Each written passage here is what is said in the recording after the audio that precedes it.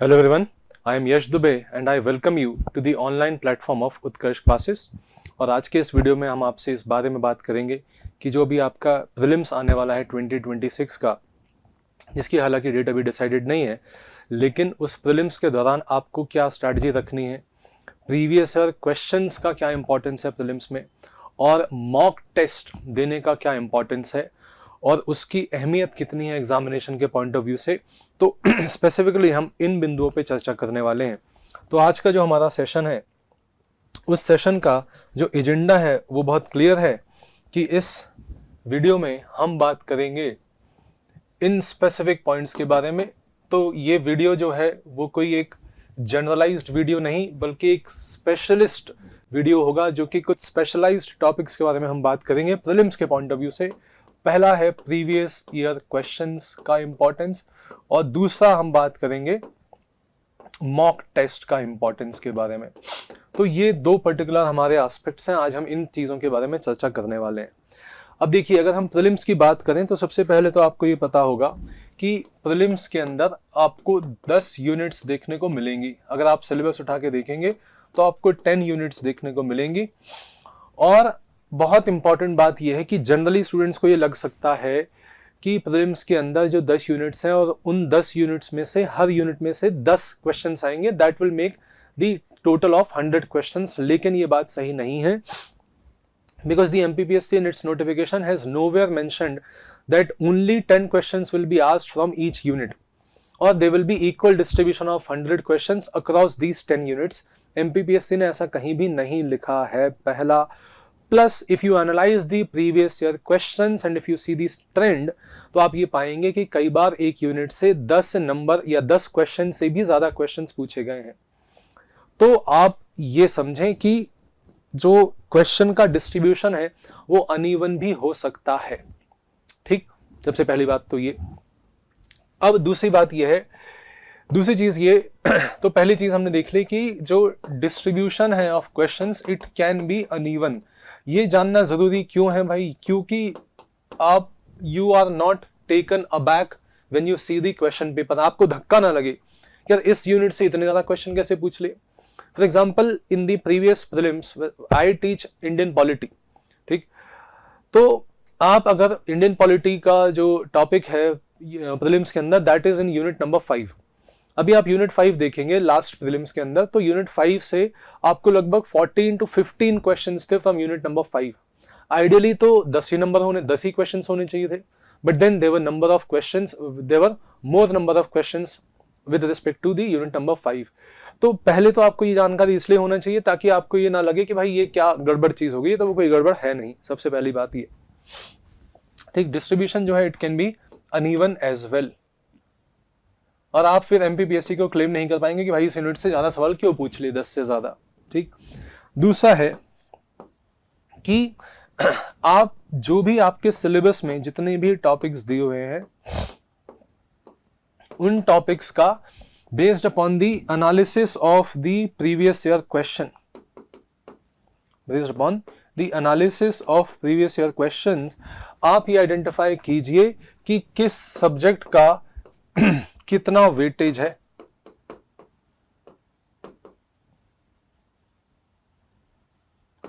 किस सब्जेक्ट का कितना वेटेज है, और ये आइडेंटिफाई करने के बाद देन क्या करोगे आप? Then you shall decide the division of your time. This will help you in dividing the time that you are investing, in your prelims preparation.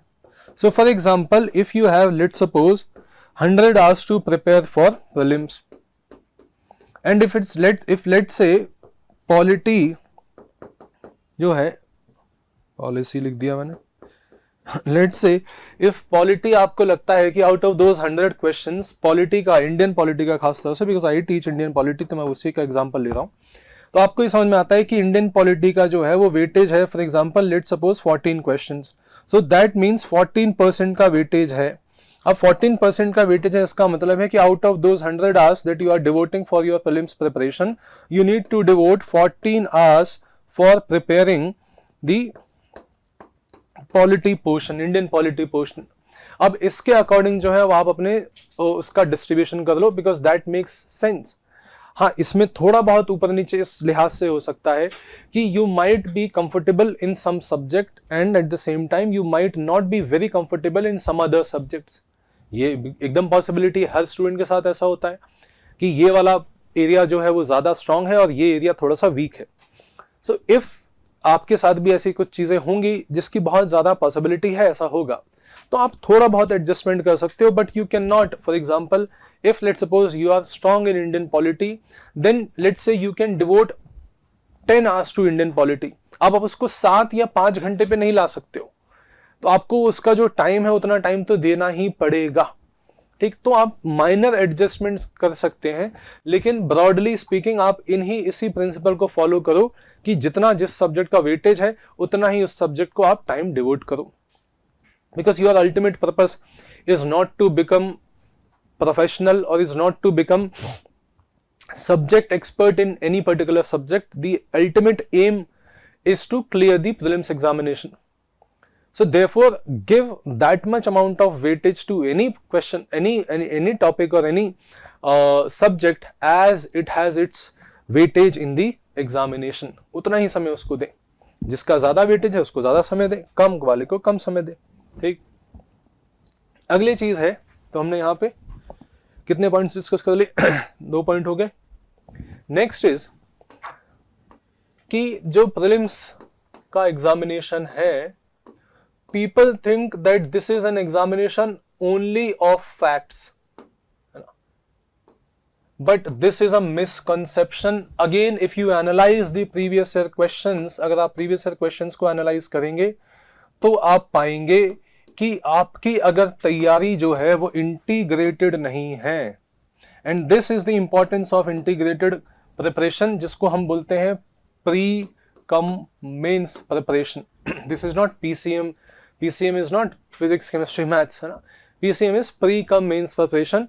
तो कई सारे जो क्वेश्चंस हैं प्रीलिम्स के अंदर भी आप देखेंगे, और आपको पता कैसे चलेगा? If you analyse the previous year questions, तो हम इसके बारे में बात करेंगे। आपको ग्रेजुअली, आपको इनहेरेंटली आप अंडरस्टैंड करते जा रहे होंगे कि प्रीवियस ईयर क्वेश्चंस का वेटेज कितना ज्यादा है या उनको पढ़ना समझना कितना इंपॉर्टेंट है, because that is how you will understand the trend of examination, and that is how you will decide one कि किस सब्जेक्ट को कितना वेटेज देना है, सेकेंड यू विल डिसाइड कि किस सब्जेक्ट के अंदर किस टॉपिक को कितना इंपॉर्टेंस देना है, थर्ड यू विल डिसाइड कि किस टॉपिक को कितनी डेप्थ में जाके पढ़ना है, फोर्थ यू विल डिसाइड कि आपका जो ओवरऑल सब्जेक्ट डिस्ट्रीब्यूशन है, क्या कोई ऐसा सब्जेक्ट या टॉपिक है वो जो कि इन केस आपके पास रिवीजन का टाइम नहीं है एट द लास्ट मोमेंट, जिसको आप छोड़ सकते हो because that is relatively least important.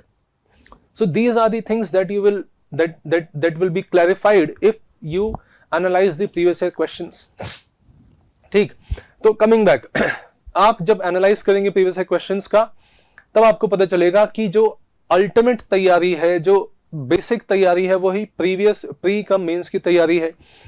Crash courses के माध्यम से what you can do is you can do quick revision, पर आप एक सही तैयारी नहीं कर पाएंगे।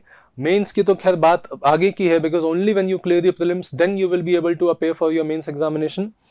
लेकिन अगर प्रीवियस ईयर क्वेश्चंस को आप देखेंगे तो पाएंगे कि प्रीलिम्स के अंदर भी कई सारे ऐसे क्वेश्चंस हैं जो कॉन्सेप्चुअल हैं। किसी भी सब्जेक्ट को उठा के देख लो, be it history, polity, economy, geography, इन सारी चीजों में आप देखोगे कि कॉन्सेप्चुअल क्वेश्चंस भी पूछता है। And if you are not, अगर आपने वो मेंस ओरिएंटेड तैयारी नहीं की होगी, प्रीलिम्स ओरिएंटेड तैयारी का जनरली लोग मतलब समझते हैं फैक्ट्स पढ़ लो, पर फैक्ट्स पढ़ने से आपका काम नहीं चलेगा। ग्रेजुअली आप ये पाएंगे प्रीवियस ईयर क्वेश्चंस का एनालिसिस करके, you will come to identify कि धीरे धीरे अब एमपीपीएससी भी कॉन्सेप्चुअल क्वेश्चंस की जो संख्या है उसमें बढ़ती जा रही है। ठीक, तो यहाँ पे ये इंपॉर्टेंट है कि आप आइडेंटिफाई करें ये, और जो आपकी तैयारी है वो कैसी होनी चाहिए, इंटीग्रेटेड तैयारी होनी चाहिए। इसलिए आप देखेंगे कि अभी आपके पास जो टाइम है, you have sufficient time to prepare in an integrated manner. For example, if you're, let's suppose if you are reading about fundamental rights, because I take Indian polity, मैं आपको बाकी एग्जांपल्स भी दे दूंगा. For example, if you are dealing with fundamental rights in Indian polity, then it is not only important for you to mug up the facts मतलब it is not only important for you to memorize the article numbers कि 6 fundamental rights हैं, article 12 से 35 तक ये article part number 3 है, और इतने 6 fundamental rights हैं, इक्वालिटी है, फिर ये है, नहीं, this will not solve the purpose. For example, अगर आपसे क्वेश्चन पूछ लिया कि what makes fundamental rights fundamental in name, why do we call fundamental rights as fundamental, या आपसे पूछ लिया कि स्टेटमेंट 3 दे दिया, बोला कि out of these statements which one of them is not the significance of fundamental rights, ऐसा पूछ लिया. ठीक है, तो अगर ऐसे कॉन्सेप्चुअल क्वेश्चंस पूछ लिए, आपसे पूछ लिया कि what is the negative definition of liberty. अब जब आप फ्रीडम के बारे में पढ़ोगे और अगर आपने लिबर्टी या फ्रीडम का पॉजिटिव नेगेटिव कॉन्सेप्ट नहीं पढ़ा, जो कि मेंस के दौरान पढ़ते हैं, आप ये प्रीलिम्स का क्वेश्चन नहीं बना पाओगे. तो समझो इस बात को कि अगर आपकी तैयारी इंटीग्रेटेड तरीके से नहीं है तो आप जो है वो अपने क्वेश्चन पेपर में सही तरीके से आंसर नहीं दे पाओगे. मेंस की तो बात छोड़ ही दो, प्रीलिम्स में भी आप जो है वो अटक जाओगे. तो तैयारी जो है वो बहुत important. I am reemphasizing upon this point once again, which is कि तैयारी should always be integrated at least for the first time. So if you are a beginner, if you are preparing for this examination for the first time, very first time, then please take my advice very well, which is that you have to go for integrated taiyari. You have to go for an integrated approach.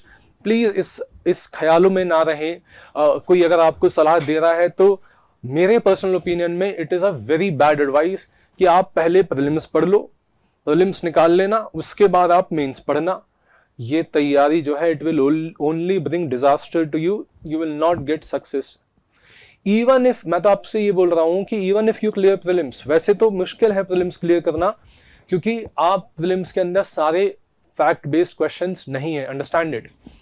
मैं आपको बोल रहा हूं कि even if you are able to clear the prelims by having this segmented approach कि भाई पहले prelims और उसके बाद मेंस की तैयारी, even if you are able to clear prelims, you will not be able to score in mains, and it is a definite thing that you will not be able to clear your mains. अब please do not come to me telling कि इन्होंने ऐसा किया था, इनके साथ हो गया. There are always exceptions, but you cannot plan your preparation based upon exceptions, right? You have to plan your preparation based upon the general rule. And out of 100 people who are getting selected, 95% of the people, or rather 99% of the people, would have followed this approach, which is an integrated approach of prelims cum mains. ठीक? तो please, for the beginners, this is a very important tip from my side. आप इसी को follow कीजिए. तो integrated approach है, आपको prelims देख के, उसके प्रीवियस क्वेश्चंस देख के आपको समझ में आ जाएगा. ठीक. नेक्स्ट, उसके बाद अगली चीज जो है वो ये है कि शुरुआत में व्हाट कैन हैपन इज कि अलग अलग सब्जेक्ट्स में देयर आर मल्टीपल फैक्ट्स. अब इन फैक्ट्स को देख के, समझ के, पढ़ के आपके मन में बेचैनी पैदा होती है कि ये इतने सारे जो फैक्ट्स हैं, how will we remember all these facts, because obviously there is bombardment of facts because you have to read n number of subjects, and in each of these subjects there are zillions and trillions of facts that you have to remember. तो शुरुआत में जो है वो होश जो है वो उड़ सकते हैं कि यार इतना डेटा कैसे याद होगा, लेकिन आप उस फैक्ट को बाय वे ऑफ रिवीजन, जब आप रिवीजन करेंगे मल्टीपल टाइम्स, तो आपको वो फैक्ट्स जो है वो ध्यान होते जाएंगे. अब आप ध्यान रखिए कि जब आपने किसी टॉपिक को पहली बार पढ़ा है तो आप पहली बार में उसकी एक जनरल अंडरस्टैंडिंग ले लेंगे. If you are preparing by way of joining a coaching institute, if you are a student of Utkarsh classes, तो you will read that topic in your classes. आपके lectures में आप पढ़ोगे. You will go back to your home or to your hostels and then you will revise what you have learnt in the class for that day. Then you will do weekly revisions. Then you will do fortnightly 15 दिन का revision. Then you will have monthly revisions, which is to highlight the importance of revision in your life. Preparation life. मैं आप हमेशा students को बोलता हूं that you have to focus upon 4 hours. What are these 4 hours? These are the 4 hours which are important for your tayyari. If you do not focus upon these things, you are not going for an effective तैयारी. Effective तैयारी मतलब वो तैयारी जिससे आपको result मिलेगा, क्योंकि तैयारी से फील आ सकता है. अगर तैयारी हैपहैज़र्ड है, रैंडम है, it will give you a very good feel, but it will not produce results.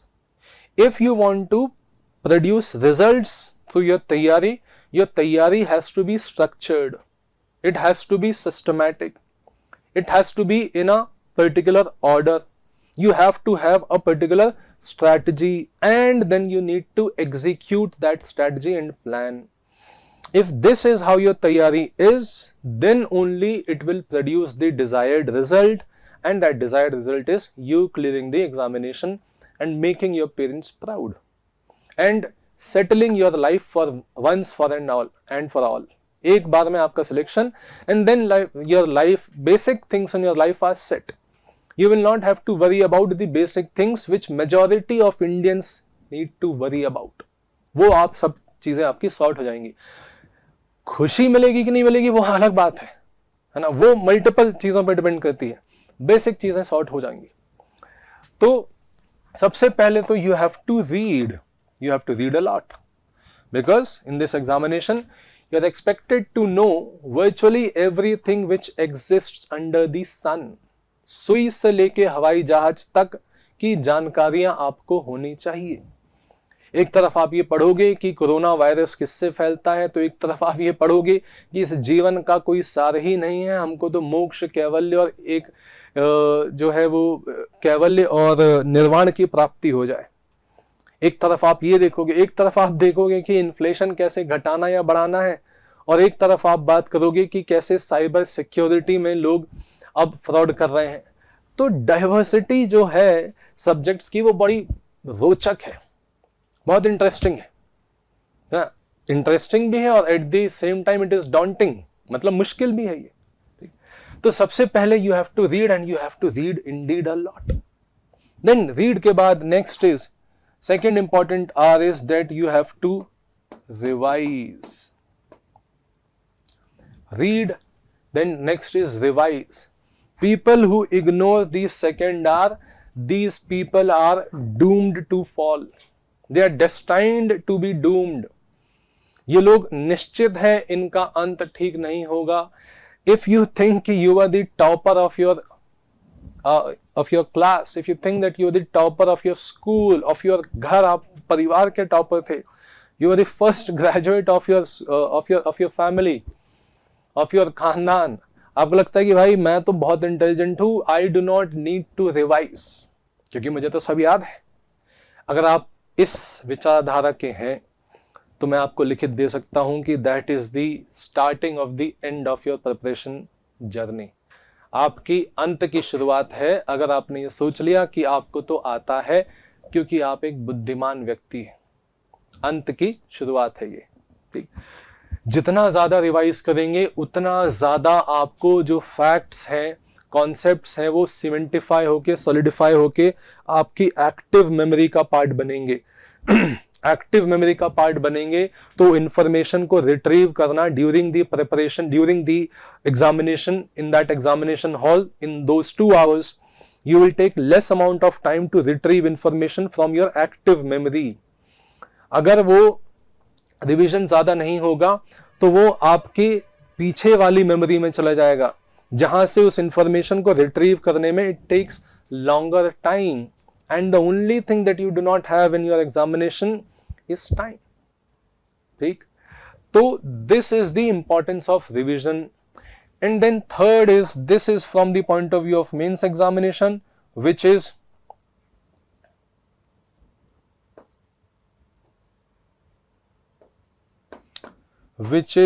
writing. अब भाई क्योंकि W आता है तो मैंने उसको छोटा कर दिया, क्योंकि मुझे फंडा बनाना था 4R का, तो ऐसे बनाया मैंने. This is writing. If you want to prepare well for your mains examination, you have to have a habit of writing fast, writing what is being asked and presenting your answers beautifully, because visual appealing answers will fetch more marks. जो दिखता है वो बिकता है.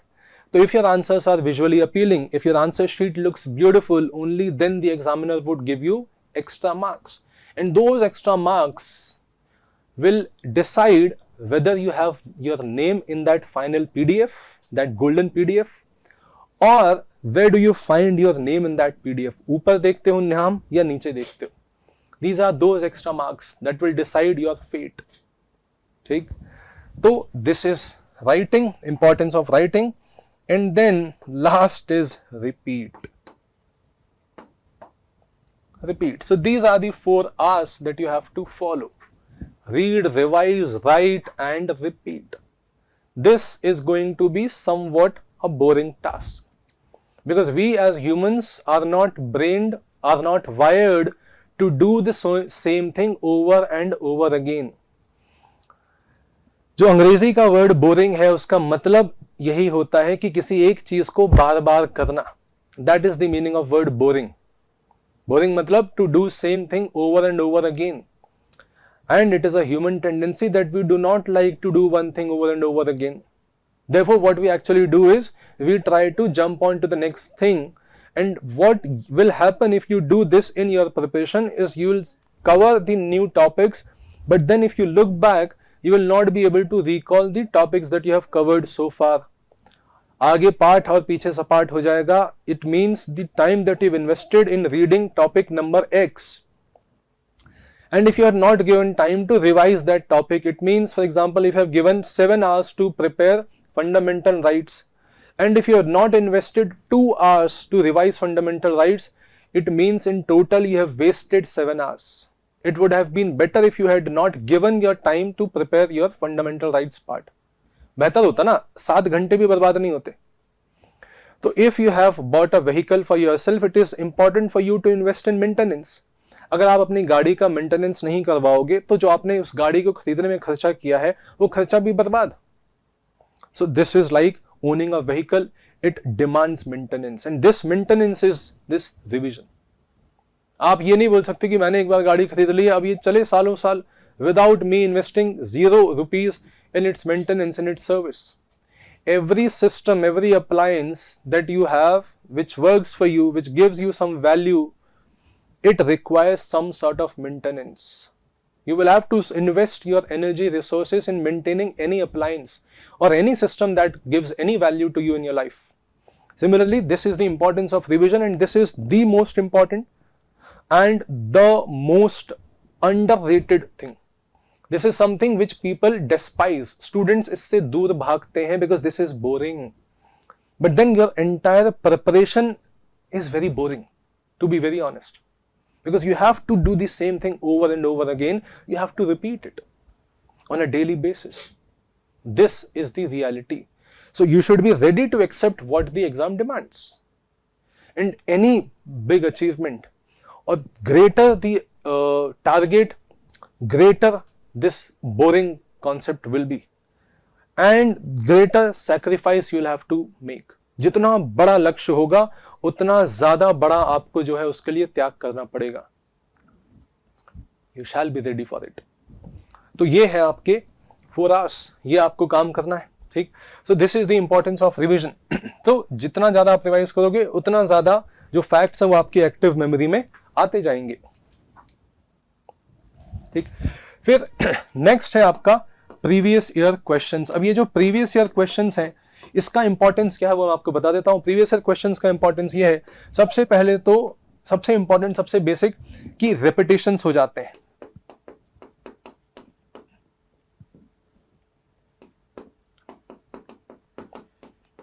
There are repetitions in questions. जैसे मैं आपको दिखा देता हूं कि कैसे आपको रिपीटेशंस देखने को मिलेंगे. जैसे आप ये देखिए कि act of 1909 was associated with. अब ये एमपीपीएससी प्रीलिम्स 2017 में क्वेश्चन पूछा. आगे देखिए आप कि यही सेम क्वेश्चन 2019 में रिपीट हो गया. Same question. ठीक. 2019 के 1909 के एक्ट का पूछा है ना. सेम क्वेश्चन जो है वो रिपीट हो गया. वही कम्युनल अवार्ड पूछा था है ना. फ्रेमिंग उसकी डिफरेंट है but then the question, the intent of the question is same. दूसरा देखिए, these are from Indian polity. अगला देखिए, constitution of India was adopted on which date. ये 1998 का क्वेश्चन है. है ना। आगे आप देखेंगे कि ये वापस से वो क्वेश्चन जो है वो रिपीट हुआ है। एक और क्वेश्चन देखिए, ऑब्जेक्टिव रेजोल्यूशन के बारे में पूछ रहा है कि नेहरू ने कौन सी मीटिंग में कौन सी डेट को उसको जो है वो प्रेजेंट किया था। सेम क्वेश्चन है, ये 2021 का है और ये 2022 का है। तो सबसे पहली चीज तो ये है कि अगर आप प्रीवियस क्वेश्चंस को एनालाइज करेंगे तो आपके बहुत चांसेस हैं कि पुराने क्वेश्चंस ही आपके रिपीट हो जाएंगे। दूसरा, you will know the trend. Trend का जानने का मतलब क्या है कि you will know which subject should be given how much amount of time, then you will know कि विच टॉपिक जो है वो उसका जो वेटेज है वो क्या है, देन यू विल नो कि उसका जो डेप्थ है वो कितनी डेप्थ में जाके उसको तैयार करना है। ठीक, ये इससे पता लगेगा। देन उसके बाद जो हम मॉक्स की बात कर रहे थे, अबाउट मॉक, अब मॉक का आप समझो इंपॉर्टेंस क्या है कि जो हमने बात किया था कि भाई प्रैक्टिस इंपॉर्टेंट है। प्रैक्टिस मतलब वही जो मैंने आपको रिपीट करने को बोला था। So if you are not, देखो अब आप समझो यहाँ पे दो अलग अलग चीजें हैं। एक अलग स्किल है जो कि है to read and to remember concepts and facts, ये इसके लिए एक अलग स्किल लगता है। And then there is another completely totally different skill which is required for you to solve the questions. आपको अगर ये लगता है कि आपने कॉन्सेप्ट पढ़ लिया है, सवाल बना लोगे, देन यू आर मिस्टेकन। आप बिना पढ़े बिना सवाल लगाए अगर क्वेश्चन, अगर आप एग्जामिनेशन में चले जाओगे, आपका जो है वो एकदम डिजास्टर कर लोगे आप, क्योंकि दोनों अलग अलग स्किल्स हैं। गिवन टाइम में 4 ऑप्शंस में से एक ऑप्शन को चुनना एक स्किल है। फैक्ट्स और जानकारी होना जरूरी है, लेकिन उसके ऊपर वो स्किल्स जो हैं वो जरूरी हैं कि हाउ टू एलिमिनेट ऑप्शंस, ये स्किल्स होना जरूरी है। And that will only come by way of the mocks. तो practice as many mock papers as you can, दोनों ही देना है। मॉक भी 2 तरीके के हैं, एक तो सब्जेक्ट वाइज हो गए भाई आपके। सब्जेक्ट वाइज मॉक देने का फायदा ये होता है कि आपका हो जाता है इससे रिवीजन, और फिर दूसरे जो है आपके फुल लेंथ टेस्ट हो गए FLT, इससे जो है वो आपको एक्चुअल एग्जाम में कैसा आप अंडर प्रेशर आप कैसे परफॉर्म करेंगे, उससे आपको वो जानकारी जो है वो पता चलती है। So I hope I have made clear 2 points that I started with in this particular video. वो है प्रीवियस ईयर क्वेश्चंस का importance and the importance of the mocks that is there for you to crack MPPSC prelims examination. And at the end, I want to tell you a very important information, which is that Utkarsh Classes is offering the big summer sale wherein we are giving you 90% discount on online courses plus 3 months of extra validity. Plus, if you go out and opt for the Prime courses by applying the coupon code PRIME, then you will get an extra 10% discount. And mind you that this offer is only valid until